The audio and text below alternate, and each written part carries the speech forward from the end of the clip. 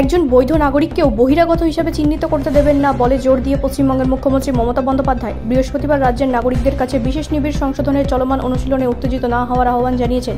বিজেপির ভয়, বিভাজন এবং ঘৃণার রাজনীতিকরণ করুণ পরিণতি আমরা প্রত্যক্ষ করেছি। নির্বাচন কমিশন বাংলায় এসআইআর অনুশীলন ঘোষণার 72 ঘণ্টার মধ্যে বিজেপির নির্দেশে একটি অনুশীলন বুলডোজার করা হয়েছে। একের পর এক এড়ানো যায় এমন দুর্ঘটনা ঘটছে। সোশ্যাল মিডিয়া পোস্ট করেছেন শ্রীমতী ব্যানার্জি।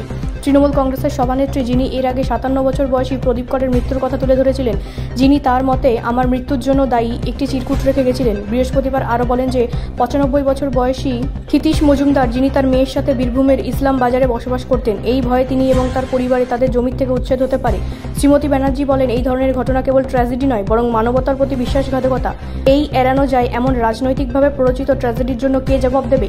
স্বরাষ্ট্রমন্ত্রী কি দায় স্বীকার করবেন? বিজেপি এবং তার মিত্ররা যাদের তত্ত্বাবধানে এই ভয়ের মনোভাব ছড়িয়ে পড়েছে, তারা কি কথা বলার সাহস পাবে?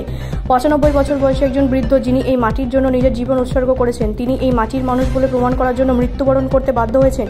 জাতির বিবেকের ওপর এর চেয়ে গভীর ক্ষত আর কি হতে পারে? তিনি প্রশ্ন করেন।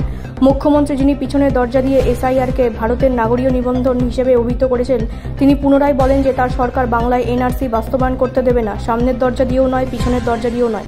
আমাদের মা মাটি মানুষ সরকার আপনার সাথে আছেন। আমরা একজন বৈধ নাগরিককেও বহিরাগত হিসেবে চিহ্নিত হতে দেব না, তিনি বলেন। ব্যুরো রিপোর্ট, রাষ্ট্রীয় প্রসার বাংলা।